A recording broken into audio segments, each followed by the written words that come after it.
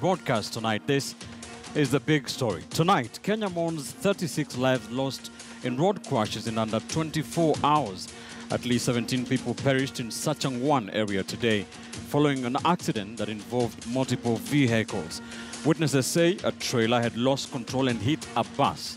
The impact further pushing damage to other vehicles. In another accident in Kamukuyo last night, 19 people perished, 9 of them from one family.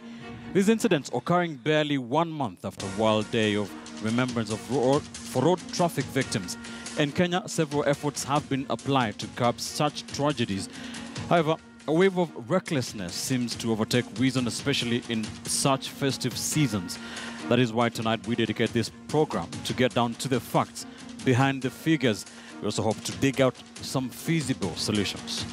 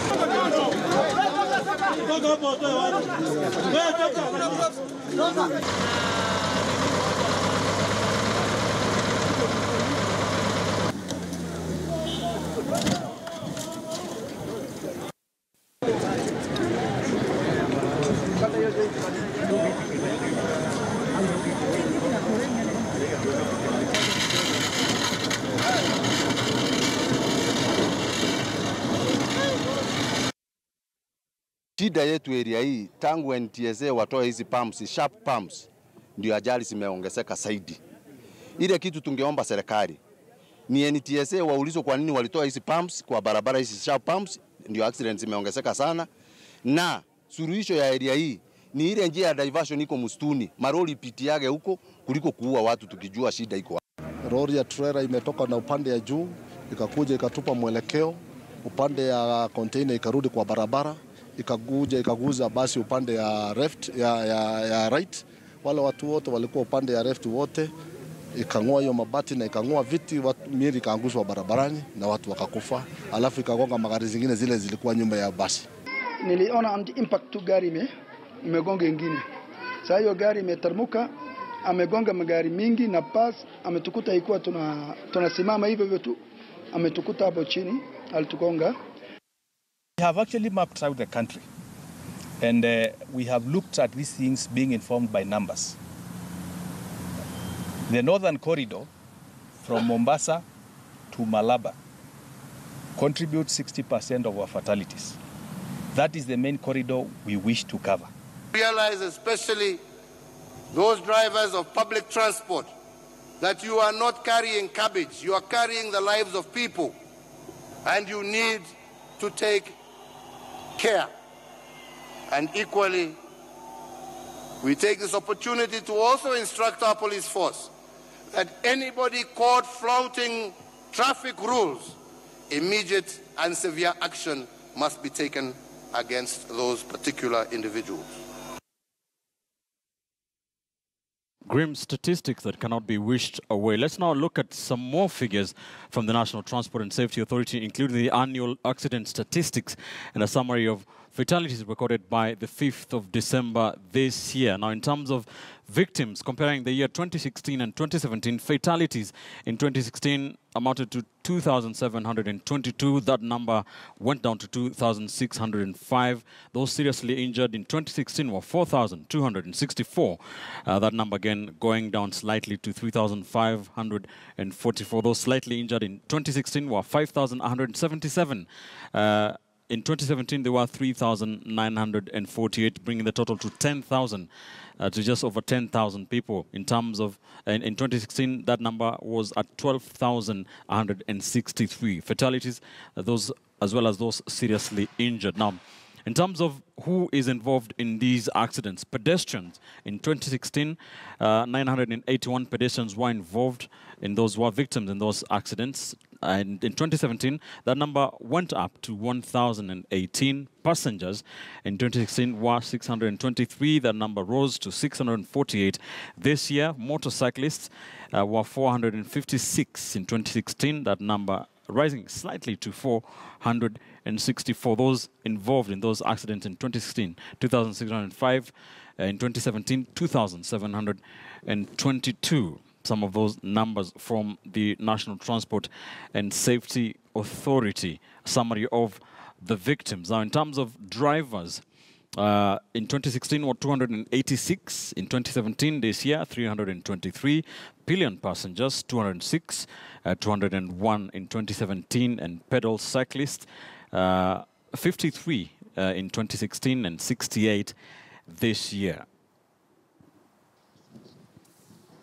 Now, also factors behind road carnage is another thing we sought to find out. Speeding has been cited as one of the factors behind road accidents, overloading, dangerous driving, corruption, poor infrastructure for pedestrians as well as bikes. Those are some of the factors that have been cited by the NTSA that have caused road carnage in this country. Now, we'll be engaging Francis Major, the Director General of the National Transport and Safety Authority, in this discussion. Sophia Vergi is also joining us from the Kenya Red Cross Society and Transport and Safety Departments. We also have Joseph Gitau, a psychologist in studio tonight to just tell us what happens at the time of accident, what are some of the things that are going on. We'll also be speaking to one of the first responders in the recent accidents, Caroline Chorotich of the St. John's Ambulance, who is from Nakuru. She'll be joining us from Nakuru. She has helped rescue lives along the Salga-Eldoret route. But first, let's bring in our lead reporter, Duncan Khaemba. Duncan, good evening. And you have been following this story since last night. You were giving us some of those grim statistics. Just tell us the latest, especially from this, from the latest accident in Salga, and basically, generally, the picture of road carnage the last 3 days or so.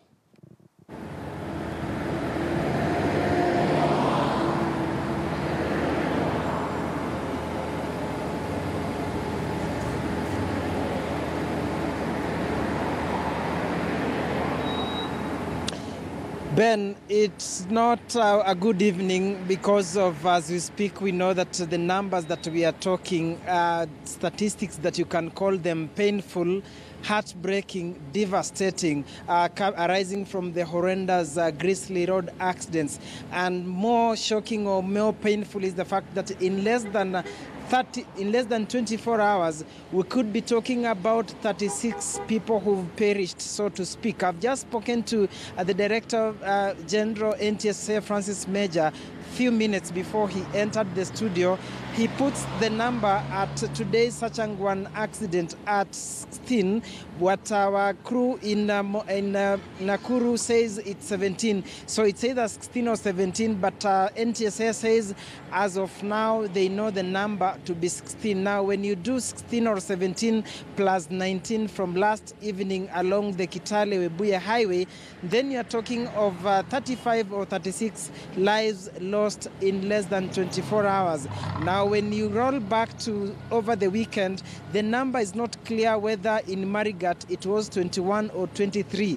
But what we know, it was about the Kamara one that happened, that claimed 77 musicians. So it's either 28 or 30. Now, when you do the sum on those figures, Saturday and today, less than 4 days or less than 5 days, we are talking of between 63 and 65 lives that have been lost. Now, on yesterday's incident or accident, remember it was such a time when that news came in, and the number that we've been told so far, 23-member delegation that was traveling to for a function, 17 of them perished, and of the 17, 9 are from one family member. So Mahanga village in Vihiga County tonight is mourning 17 of their members, or their community has lost 17 people who are part of the 23-member delegation that was coming from a family function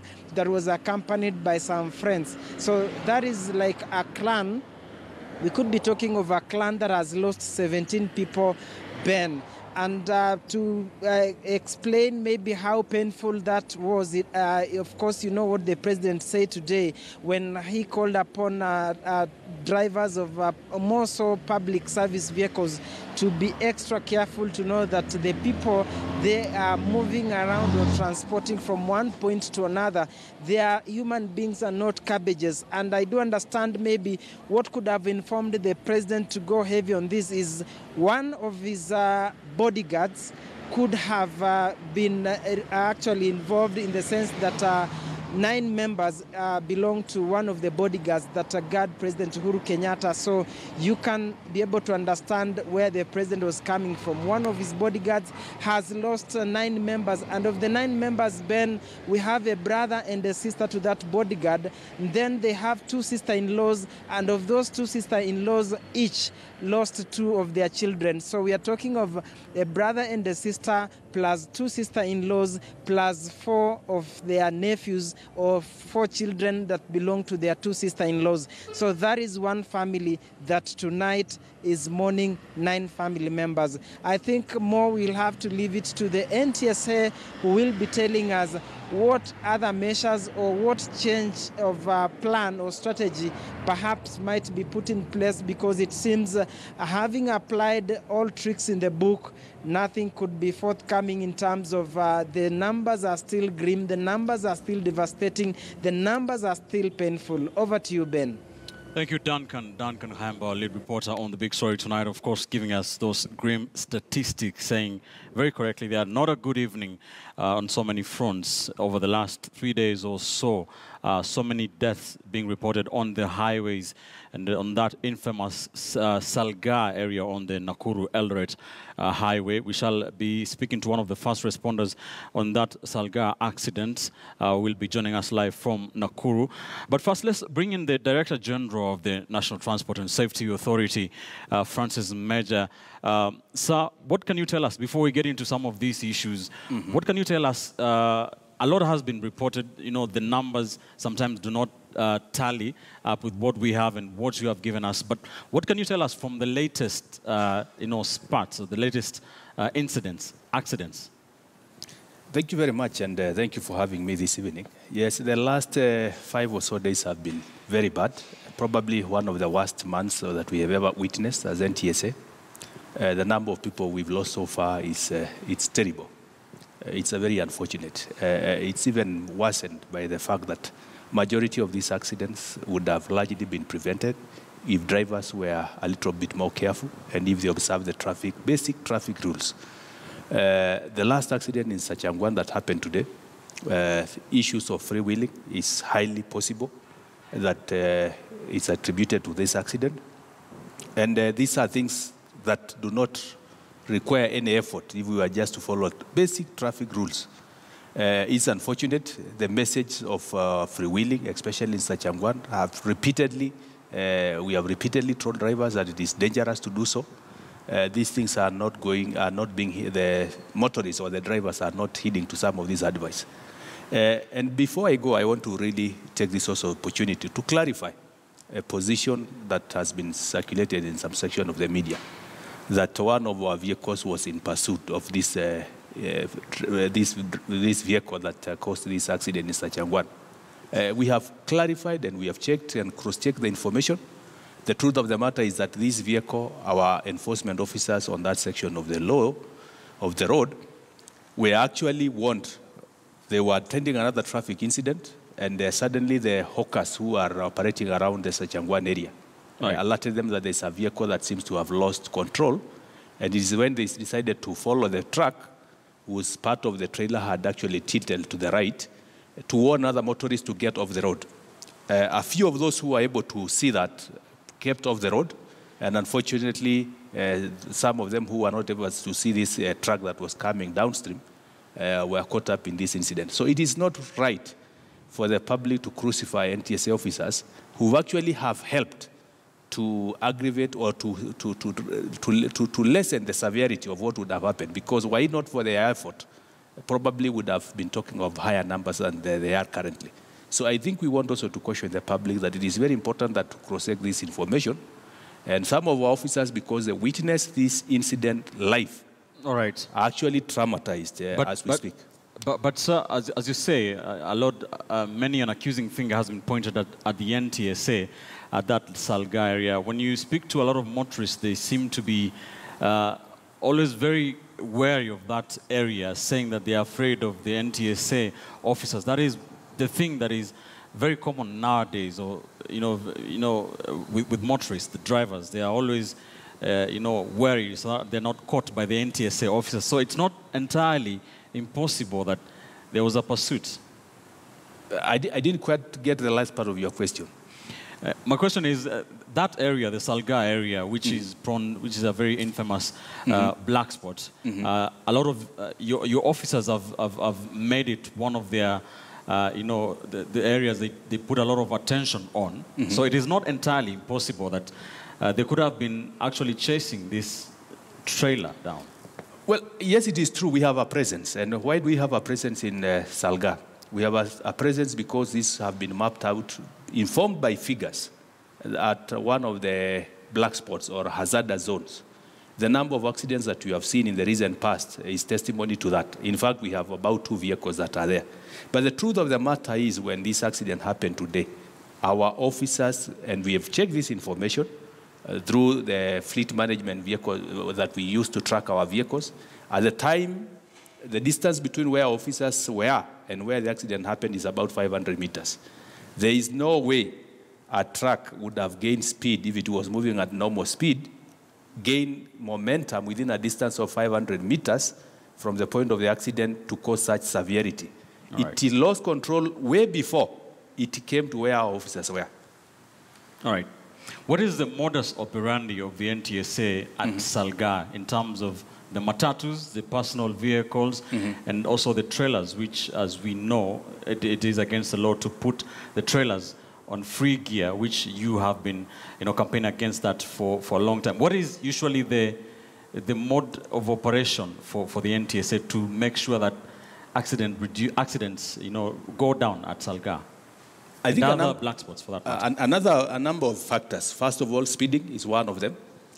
We detect speeding along that stretch. The other issue is lane discipline. People might think lane discipline is a very minor thing, but for that specific stretch of the road, any small mistake that you're overtaking at the wrong overtaking, let's say on a yellow continuous line, is very costly. So we've been very strict on lane discipline. The other issue is obviously issues of overlappers, people who are overlapping. There's a tendency, because of the nature of traffic in that section of the road, at the slightest opportunity, somebody wants to overtake another vehicle. Those are some of the factors that we are addressing that are causing these incidences. Unfortunately, for freewheeling, we don't have a mechanism of detecting that this vehicle is freewheeling. Until now, you can see that it is not able to control its speed. Unfortunately, we cannot detect it before it happens. All right. And I think, but more importantly, the way we are looking at the issues of freewheeling, the question we ask ourselves is, why are these motorists, especially on heavy commercial trucks, what is the reason why they speed? They speed because they are trying to save on fuel. So that fuel eventually ends up being sold by the drivers in some of the centers around that area. To address this issue comprehensively is to kill that market, the black market for fuel. That is the only way to discourage these drivers from freewheeling. All right.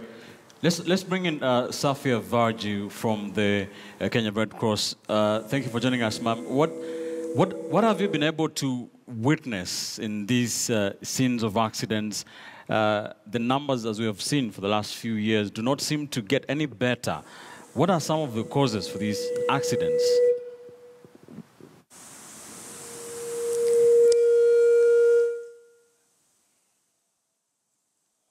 Vaji, if you can hear me, what can you tell us as one of the people maybe who have been able to go or to get information from those scenes of accidents? What can you tell us as one of the first responders in such cases of road carnage? So first, thanks for having us here today.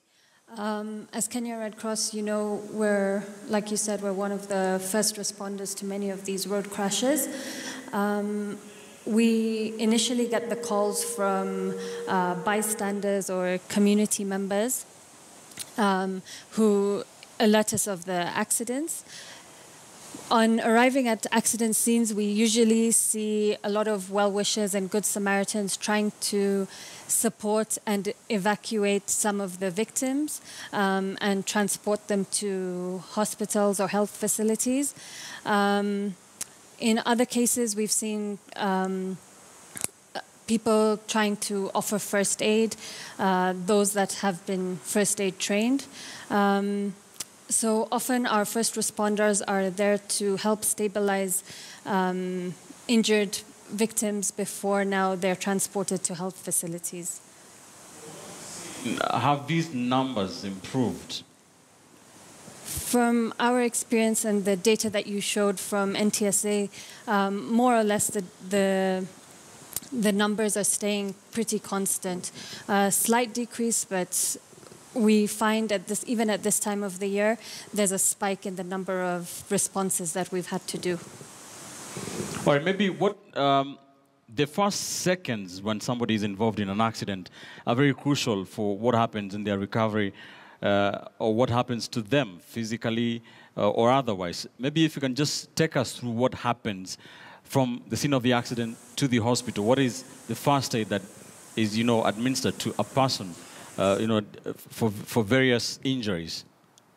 So it depends on the impact of the accident, but usually you'll find that there will be different levels of injuries. You can have internal injuries and external injuries. External are very easy to see. There'll be some bleeding, some cuts, but internal injuries are a little bit harder to detect. It could be a neck injury, a back injury, and on that note, then we would like to then plead to people who are trying to help to not try and pull people out of a wreckage.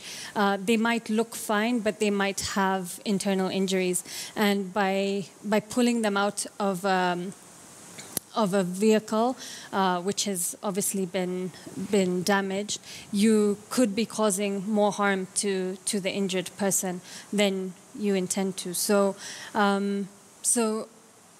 at the initial stage of an accident, if you are a first responder and the first thing to do is obviously to maintain your own safety and your own security and make sure you do not become one of the fatalities or casualties. And then, of course, to call emergency hotlines right away. You can always call Kenya Red Cross at 1199 for emergency response. And then if you would like to then help the victims, it's always good to do an initial assessment instead of just trying to get people out of the damaged vehicles. All right. Let's bring in Joseph Gitau, a psychologist joining us also on this conversation. A lot of the numbers that we've given, sometimes we report them and, they almost mean nothing because there are so many accidents, so many people losing their lives on the roads. What does this mean to a person once they recover or they lose somebody in an accident? Psychologically, how is the impact? How big is the impact? Thank you, Ben. Any accident or any injury to a person has multiple implications to the person. First and foremost, what that injury is all about in terms of his physical condition. And that physical condition will inform on how he interprets that experience mentally or emotionally. Depending on what kind of a loss he has undergone, the person may, of course,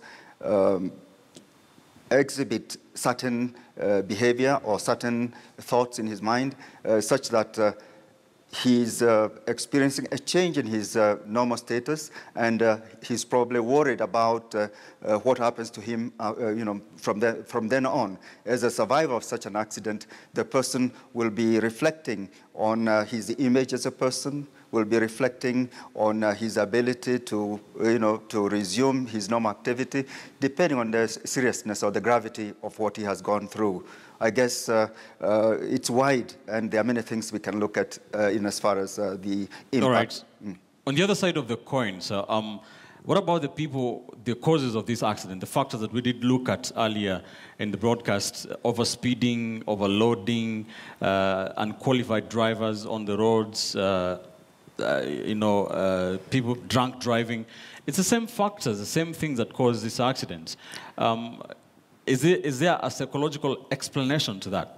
Yes, indeed, there must be, a fundamental factor that influences how one behaves. Stress is a major factor in all, in the behavior of a lot of people. Imagine a driver who drives for so many hours, is tired, and cannot concentrate anymore on the road, or his eyes are already strained. Obviously, he's struggling with maintaining, his concentration on the road, and so physically he may be drained, and therefore is unable to remain awake and able to control the vehicle that is driving. And if this vehicle is also moving at a speed, then you have many dynamics at play. So we must be very careful how we embark on our travel, how we handle the machines that we handle. We must understand what is happening in ourselves so that we are not overstretching our abilities. All right. We are talking about road carnage. A lot of accidents reported across the country in the last 3 days. Also, a lot of lives lost on the roads. We have 36 as a number. The numbers are varying, but 36 people have, at least 36 have lost their lives in the last 3 days. Also, that is what we are discussing on the big story tonight here on KTN News. As the festive season approaches, we are talking to Francis Major, the Director General of the National Transport and Safety Authority, Safia Varji from the Kenya Red Cross, the first responders, and also Joseph Gitau, a psychologist, just to find out what is happening. After this quick commercial break, we shall be trying to take a look at some potential solutions to the carnage on the roads. Don't go too far. This is a big story.